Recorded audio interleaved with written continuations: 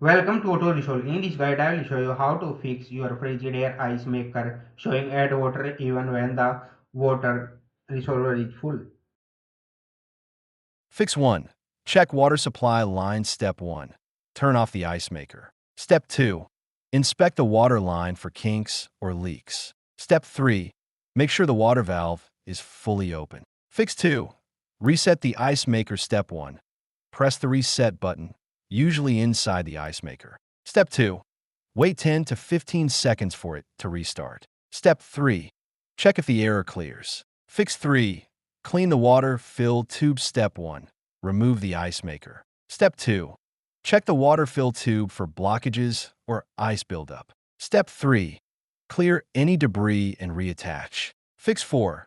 Inspect the water inlet valve. Step 1. Turn off power and water. Step 2.